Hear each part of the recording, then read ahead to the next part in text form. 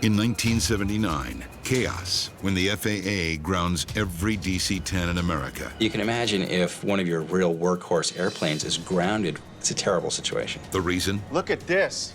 American Airlines Flight 191. I'm losing it! All right, go right, come on, come on! It only got about 300 feet above the ground. What do you got? As investigators search for evidence It's one of the bushing bolts. in the worst air disaster in U.S. history, Split right in two. There's the bolt. This is the fracture point. they face intense media pressure to identify the cause. Some very crucial photographs showed the aircraft on its final fatal plunge. The shocking images may finally explain We need to see those slats.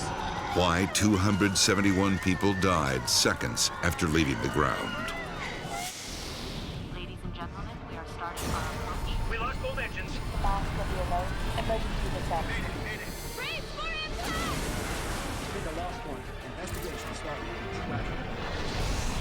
He's gonna crash.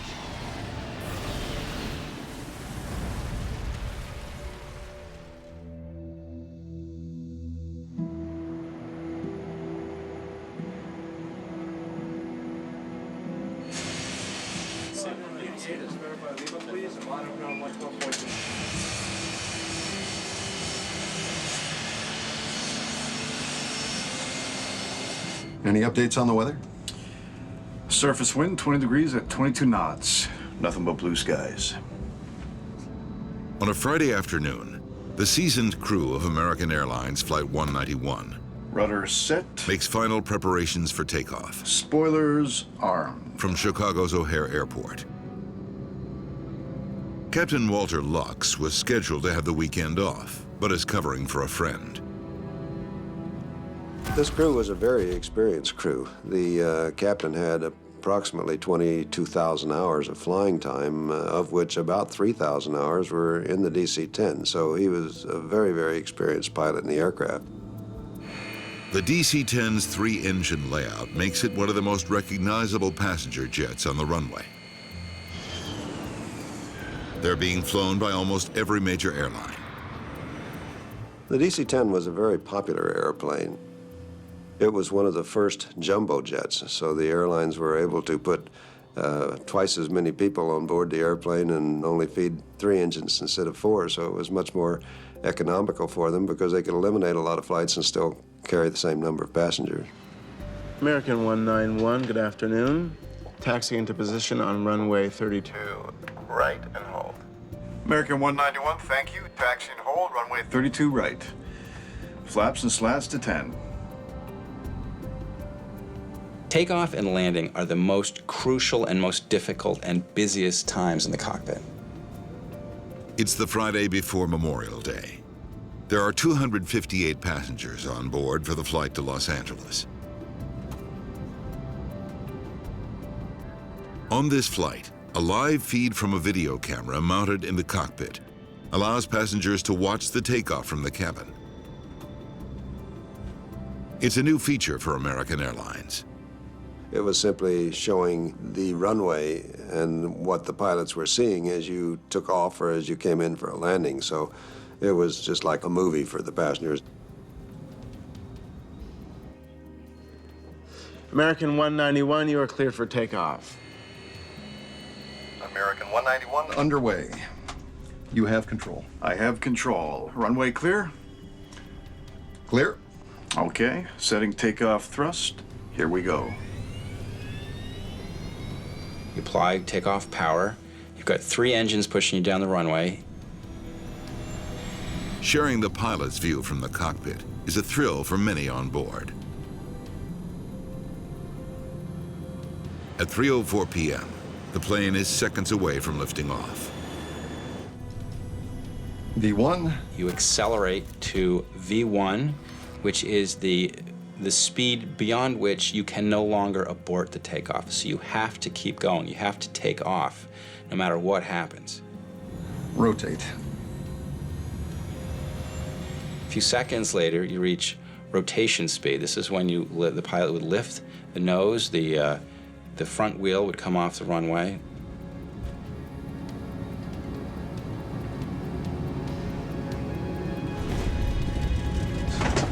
Damn. There's the turbulence. Not too rough. Did you see that?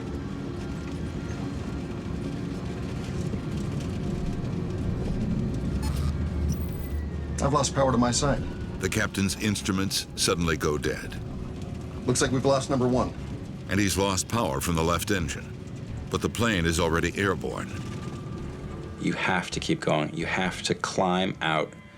And if there's something wrong with the airplane, even if the problems are critical, your best hope is to keep going, to climb, contact ATC, and come around and land somehow, somewhere. Look at this. Look at this. Equipment. I need equipment. He blew an engine. The DC-10 should be able to climb with only 2 engines. These multi-engine planes are specifically designed to take off with 1 engine out. They're designed to climb out at a brisk rate of speed and to climb to a safe altitude with one of the engines missing. Pilots are trained to cope with this kind of emergency. First, they need to get as far from the ground as they can. Altitude is critical. There's a saying that pilots have: the 3 things you need are altitude, airspeed, and an idea. They put their plane into a steeper climb. Forward speed drops. If you have room to play with, if you have the altitude, now you can look around and try to figure out what went wrong and try to institute some corrective measures. American 191 Heavy, you want to come back? And to what runway? We're banking. Go right, go right. The plane is banking sharply to the left. It's only 325 feet from the ground. They were applying full right aileron because the left wing was going down. And by applying full right aileron, what you're doing is trying to lift that wing back up that has gone down.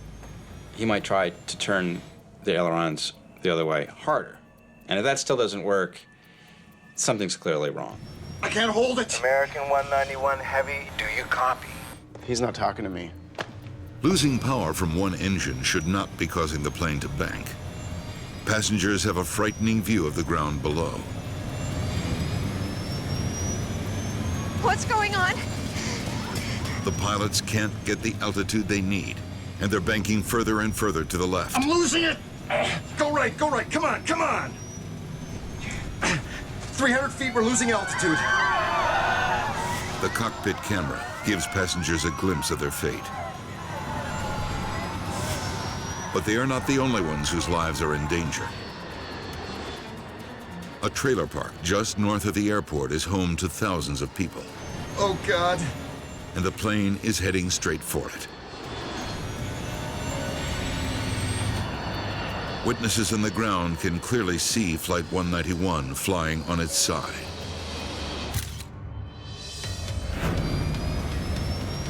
We're still turning. Level, baby, level. Brace, brace, brace. Brace, brace, brace. Well, certainly it would be a very, very scary thing. You would certainly know that you were about to die.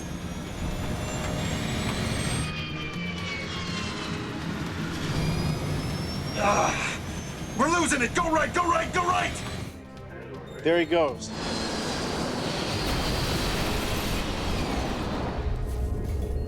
The DC-10 crashes into an airport hangar at the edge of the airport.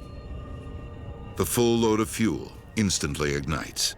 DC-10 with 271 souls on board has gone down, northwest of runway 32 right. It only got about 300 feet above the ground, and it traveled maybe 4,600 feet or so beyond the end of the runway before it crashed into a field.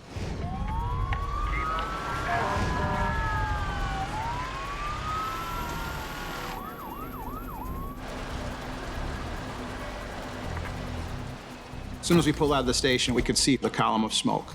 And of course, as we got closer and closer, it was heavier, and you could see how big the site was.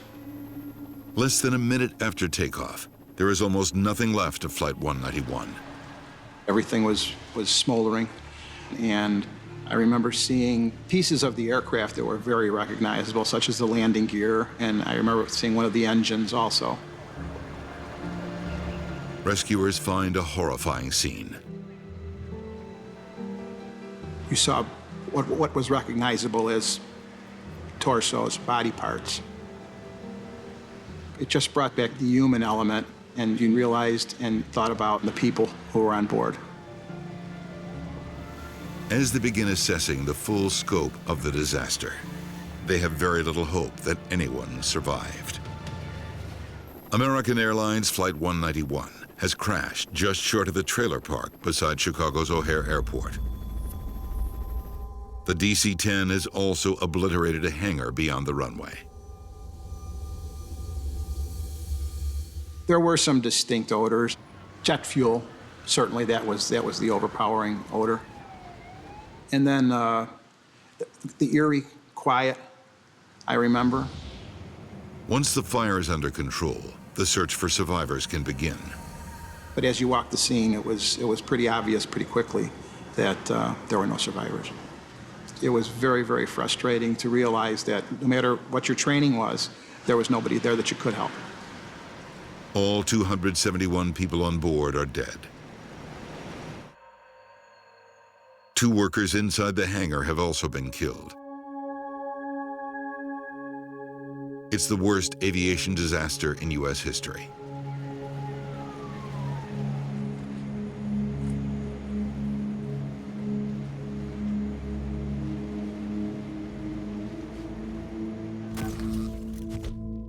A lot of people saw this happen. Let's see what they can tell us.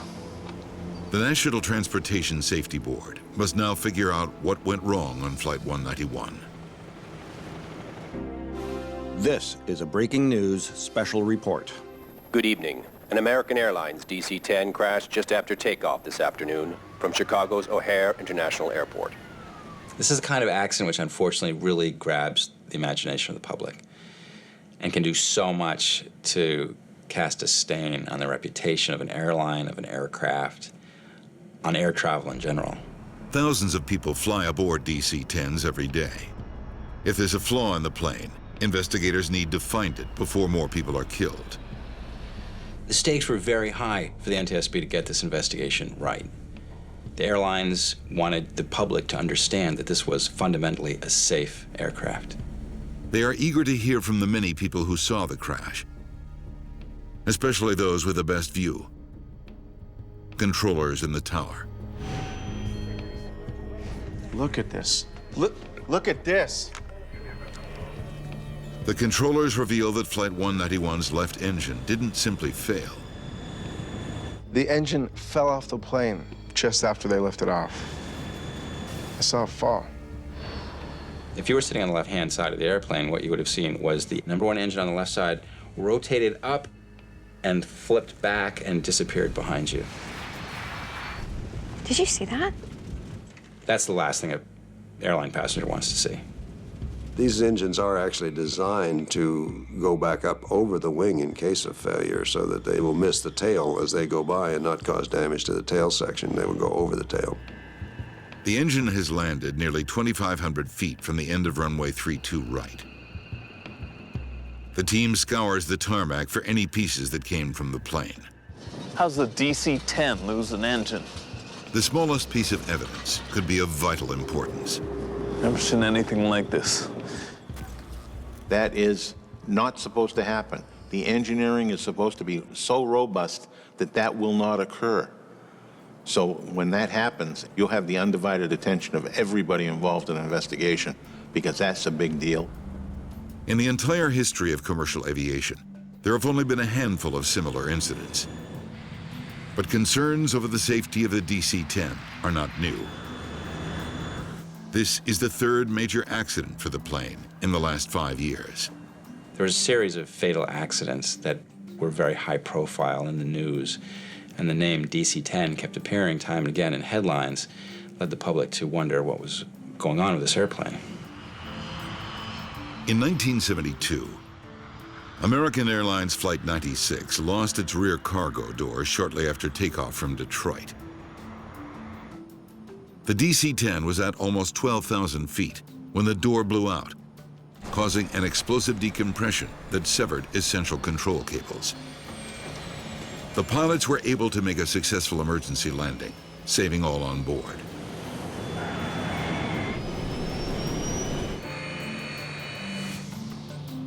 2 years later, the 346 people aboard Turkish Airlines Flight 981 were not so lucky. They all died when their DC-10 crashed into a forest in France after suffering a similar cargo door failure. Public confidence in the airplane was fairly low at this point, and a lot of people would not fly on that airplane. They would book another trip or book another airline to stay away from the airplane. They say if it's a DC-10, put me on another flight. I don't particularly like flying DC-10s, but it's the only flight we can take, so we take it. Investigators desperately need to know how an engine fell off a plane carrying 271 people. They searched the charred debris for the plane's flight recorders. When you've got a plane that's as destroyed on impact as this plane was, the data from the recorders can be essential, because that really is your only source of information. The team is able to recover both black boxes, but the recorders are heavily damaged. It will take time to analyze the data. What you got? The investigative team soon makes another discovery. It's one of the bushing bolts. Split right in two. It could prove to be crucial. They found a bolt that had broken. And the question that was raised was, did this bolt break before the accident and cause it, or did it break as a result of the accident? The left and right engines of the DC-10 are mounted to the wings through a rigging system known as the pylon. The bolt found on the runway is one of the few holding it in place. The badly damaged bolt was found closer to the start of the runway, suggesting that it may have been the first thing to come off the plane. So what do you think? The investigative team believes they have found the culprit. This would explain it. The NTSB is under immense pressure to explain how an engine could simply fall off a widely used passenger jet. 2 days after the crash, they hold a news conference to announce that they found the cause, a broken bolt.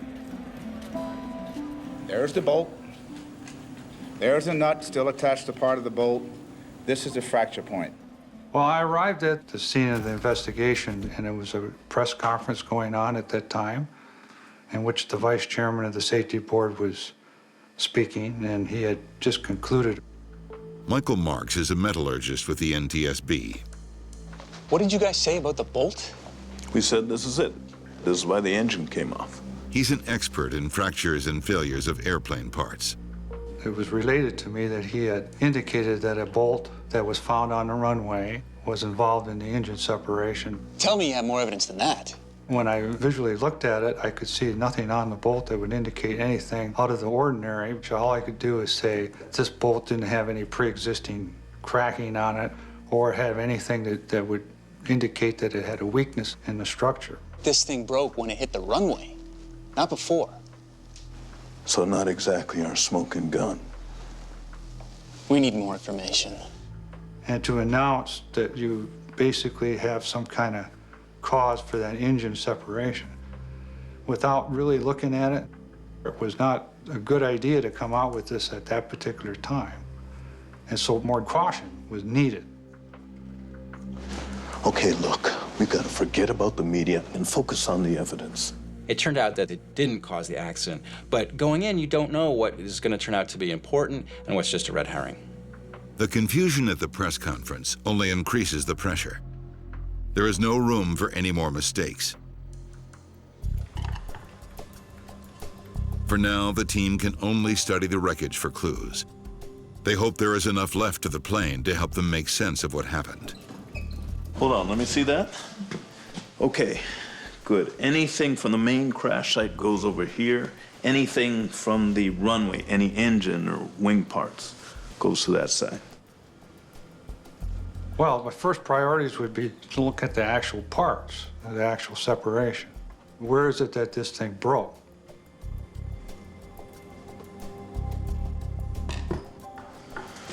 This is definitely part of the pylon. I never seen one break like that. The pylons are mounted under the wings. Each one is strong enough to suspend an 11,600-pound engine. The pylon is designed very well. I mean, it's strength-wise, so it basically could take a lot of load, much more load than you would normally see in the course of the airplane life. The pylon gets its strength from two internal bulkheads, one forward and one aft. These bulkheads also provide secure points of attachment, ensuring that the engines are firmly fixed to the wings. It's also designed to have multiple load paths so that it's what they call fail-safe design. It seems incredible that a pylon, one of the strongest parts of the plane, could have broken. Conceivably, the fail-safe design is flawed. If so, it could just be a matter of time before another pylon breaks in midair. Any idea what happened to it? I need to see the rest of the pylon. As some investigators search the wreckage near the airport for the rest of the broken pylon, others are finally able to listen to the cockpit voice recorder.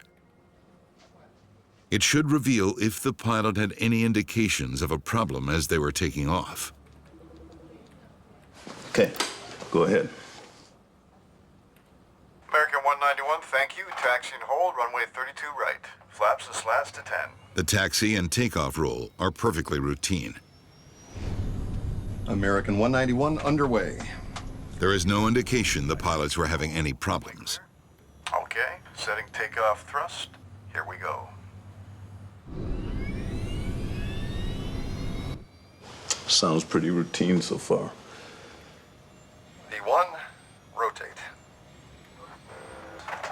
Damn.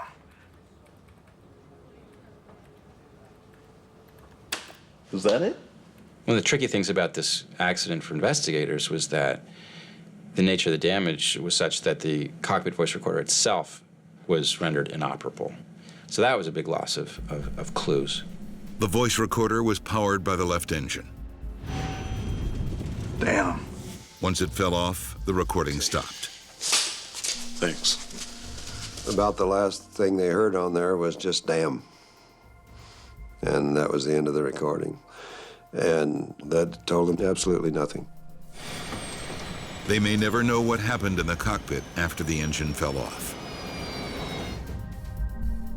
The flight data recorder is also nearly useless. Because of the extreme way the plane was flying, a lot of the data makes no sense. This isn't going to help us. At the hangar, there has been some progress. Investigators have recovered all the pieces of the pylon. Michael Marks may now be a step closer to figuring out why it broke apart. Now I had an indication that maybe that this is the area that we really should be looking at. So in doing that, you needed to get more detailed inspections of it. You needed to get it to the laboratory back in Washington, D.C. Investigators also examined the plane's history for anything that might relate to this catastrophic failure. John Golia spent 9 years as a senior maintenance expert for the NTSB. Instantly, if we know we had an engine falling off, you're going to go right for the maintenance records. You're going to go right to the history of the airplane. They had the engine out at the end of March. 8 weeks before the accident, the left engine was removed for servicing. Anytime that you have an airplane that's been into maintenance just before a crash, that also raises all sorts of warning flags, all sorts. Go down to Tulsa. See what they did. If you have an investigation that involves maintenance, you don't go inside the hangar, you don't follow that trail, you're going to miss some issues. Why the pylon broke is not the only question that needs to be answered. Damn. I've lost power to my side. Looks like we've lost number one. 2 of the DC-10's 3 engines kept working. The plane had the power it needed to keep climbing and then get back to the airport. In fact, you could lose a second engine shortly after liftoff and you would still be able to power the aircraft around. But somehow, experienced pilots weren't able to fly this plane after losing just 1 engine. With 270 people dead after an engine fell off a plane, the FAA makes a drastic decision. On June 6, 1979, the agency grounds every DC-10 in the United States. 138 planes in total. Well, you can imagine if one of your real workhorse airplanes is grounded, disrupting flights, inconveniencing passengers, generating headlines. It's a terrible situation. You spend $100 million for an airplane, you can't leave it sitting around very long. It's costing you a lot of money every day to have that airplane on the ground. All foreign-based DC-10s are banned from entering U.S. airspace. The pressure on investigators mounts as the effects of America's worst air disaster spread across the globe.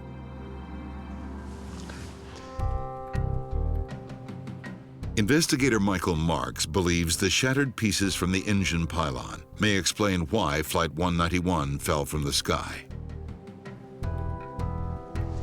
Hey, look for yourself. See, that had to happen before the crash.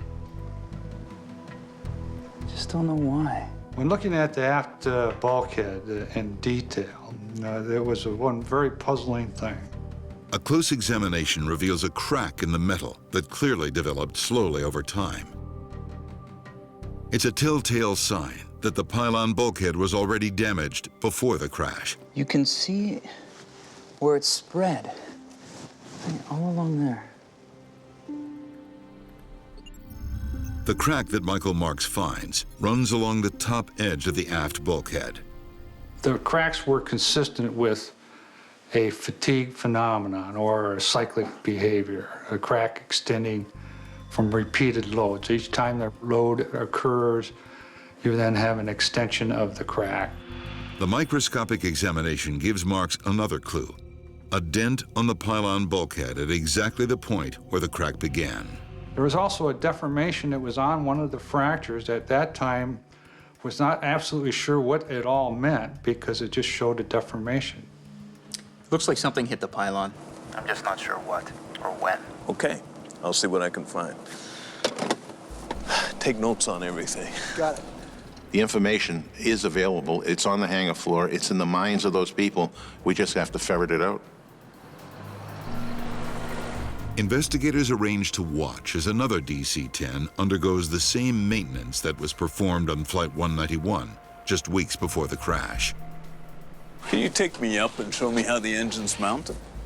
We're going to talk to the people involved. Most likely it's going to be the maintenance personnel, and we're going to ask them pointed questions. You know, on what have you done? Have you done this job before? What kind of problems did you encounter? Did you follow the paperwork to the letter religiously? Step 1, step 2, step 3. They found procedures that were not in the manual. They found procedures that the manufacturer didn't recommend be performed. To save time, the airline has modified a key maintenance procedure. Okay, bring her up.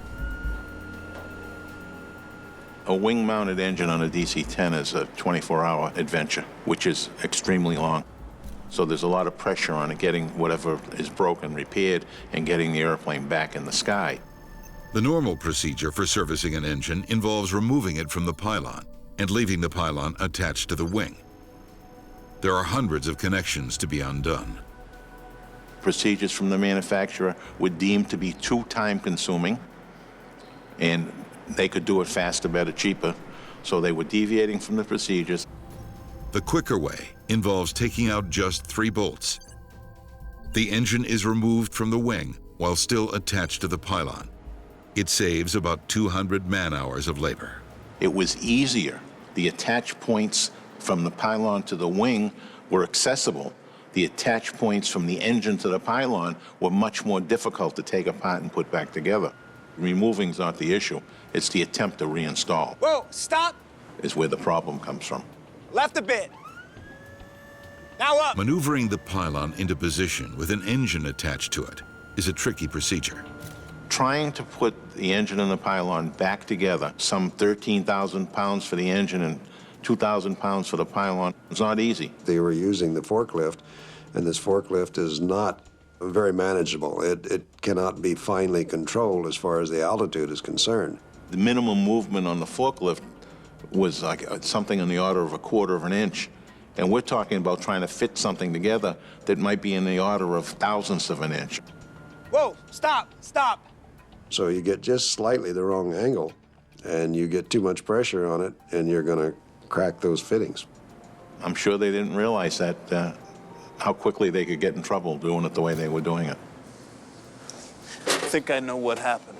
A possible explanation surfaces. Take her down. For the mysterious dent found on the pylon from Flight 191. The team in Tulsa calls Marks.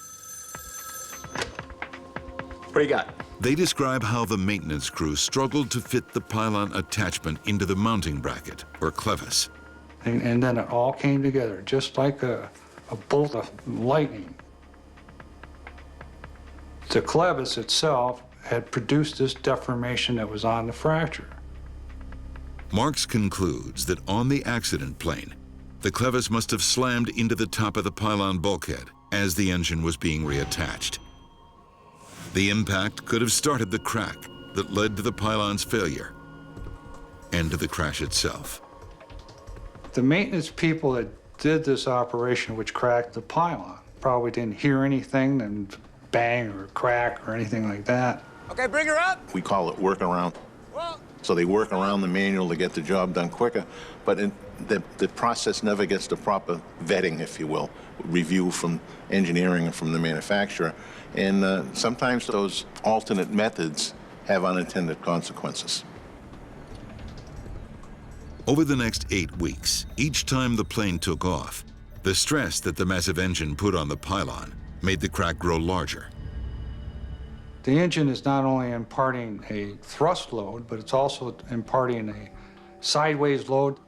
So each time you have this load, it breaks a little bit more and more and more. It was only a matter of time before the pylon snapped and the engine fell off. So the process was flawed, and the people made adjustments to a flawed process to try to make it work. And collectively, that is a recipe for disaster. How long have you been putting the engines on this way? Not sure, but every airline does it. Even more worrying, the mechanics at American Airlines are not the only ones cutting corners.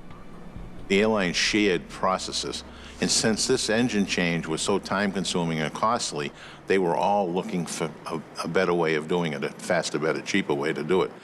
And so when one would discover it, a process to use that maybe made the engine change go quicker, the others were very quick to adopt it, and that's exactly what we see here. We need to get the entire fleet inspected for this. It is now clear why the engine fell from the plane. But what happened after that is still a mystery. Flight 191 could have landed safely with one missing engine. Instead, 273 people died in a horrific crash. The plane was completely flyable. It was in bad shape. It had lost an engine. It had lost several critical systems. But it was still airworthy and was still able to fly. What happened in that cockpit? The crash of Flight 191 has a devastating effect on the entire airline industry. It was a huge economic problem for the airlines because their major airplane was now on the ground and they couldn't fly it. And of course, I think it had a big impact on the public as well. Have you seen this? So why weren't the pilots able to save their plane after losing one engine? A chance photograph taken just before the crash may provide some answers. There was certainly one very famous photograph that was published in many newspapers of the aircraft in a semi-inverted position, almost ready to strike the ground. Everyone saw this picture. I want you to track down all the pictures you can and get them blown up. I want to see those wings. You got it.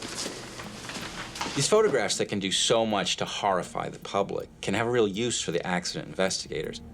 By examining photographs taken just prior to the crash, they might be able to tell whether the pilots made some mistake when they configured their plane for takeoff. Flaps and ailerons look fine. By blowing up and zooming in on the leading edge of the wing, the aircraft investigators were able to determine what was going on. Is that hydraulic fluid? If the fluid leaked from the plane's hydraulic system, It might explain why the plane was so hard to control. Sometimes the crucial element in air crash investigation can be some very small, subtle detail from which everything else can devolve. Several of the DC-10's hydraulic lines run along the leading edge of the wing. Take a look at this. It's the area that was damaged the most when the engine broke free. We need to see those slats. American 191, thank you. Taxi and hold, runway 32 right. Flaps and slats to 10. The plane's slats are extended before takeoff. They're essential for providing the lift needed to get the plane airborne. The slats are on the leading edge of the wing, and when you deploy the slats, they move out forward. So the air has a longer distance to go, and therefore is moving faster, and it creates more of a lift, a vacuum above the wing. If the hydraulic system controlling the slats failed, it could explain the plane's loss of control. Investigators discover that while all the slats on the right wing were extended for takeoff, some on the left wing were not. It's a configuration that's normally impossible. You have one wing that is flying and the other wing that isn't. And when you have a wing that's flying and one that isn't, the one that isn't flying dips and the one that is flying continues to fly, which means the airplane goes into a roll. They conclude that the engine hit the wing with enough force to rupture the hydraulic lines. The fluid keeping the slats extended on the left wing would have drained quickly. I can't hold it. Without fluid, some slats on the left wing retracted, causing that wing to lose lift. The plane began to roll. The actual stalling speed was 124 knots for the airplane at this weight and configuration. I'm losing it. The fact that this slat had retracted raised the stalling speed to 159 knots from 124 knots, so it was a huge difference. Without the slats, they needed to be flying much faster than normal to avoid stalling. One final question remains. Why couldn't the pilots recover from the stalled wing? Investigators recreate the takeoff in a flight simulator to find out. Okay, you all set? We're ready, let's try one.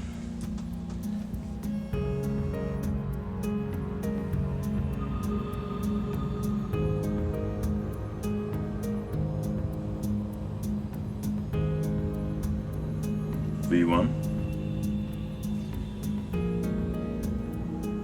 This crew had almost 5,000 hours in this aircraft. You couldn't ask for a more experienced crew in this airplane, and if anybody was going to be able to fly that airplane in that condition, it would have been this crew.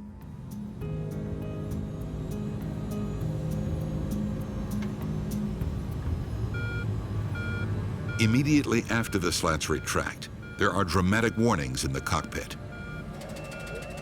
There is a stall warning system that will advise the pilots when the airplane is about to stall. It's called a stick shaker, and when you're nearing the stall speed, your stick will actually start to shake to warn you of this. The stick shaker does exactly as the name suggests. It vibrates the control column to get the pilot's attention. If you get a stall warning, you obviously lower the nose and you apply full power, and you fly it out of the stall. If they had lowered the nose, let the airspeed increase, they actually would have been fine. The plane was recoverable, it was landable. The simulator tests show that once the pilots are alerted to the problem, it is possible to recover.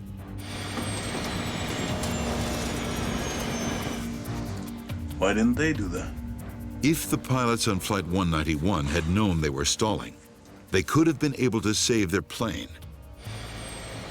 It seems possible that somehow they didn't know.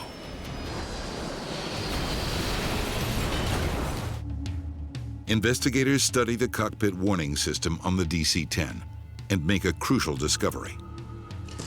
All the alarms are powered by the left engine. When the engine fell off, it severed hydraulic systems, it severed electrical systems. I've lost power to my side. Looks like we've lost number one. It resulted in a loss of instrumentation and of warning devices. As soon as the left engine came off, the warnings that could have saved the plane were disabled. They bring in a new test pilot to fly the simulation. Okay, you all set? What they don't tell him We're ready, let's try one. is that all the warnings have been disconnected.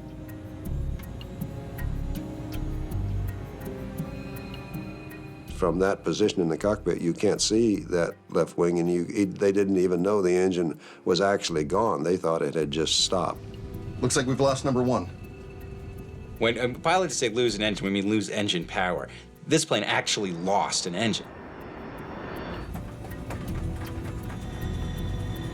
Without warnings, the test pilot is in the same plight as the American Airlines crew.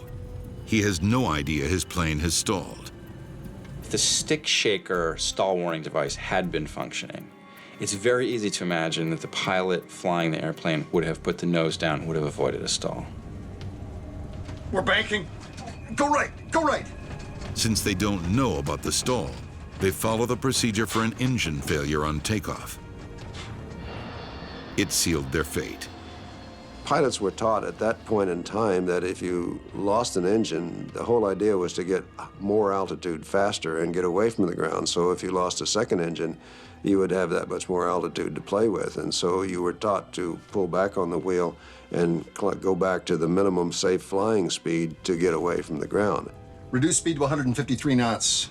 Reducing speed to 153 knots. Reducing speed by lifting the nose is the exact opposite of what pilots need to do when a plane is about to stall. It makes the stall worse and the rule more severe. Following the checklist for a single engine failure made what happened next inevitable and doomed everyone on board.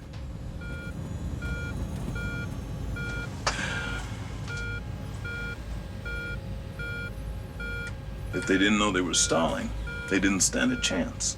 The pilots flew the plane exactly as they'd been trained to do, exactly as procedure demanded that they fly it. The pilots were doing absolutely the right thing. There was absolutely nothing that he could have done. He was powerless. He was along for the ride.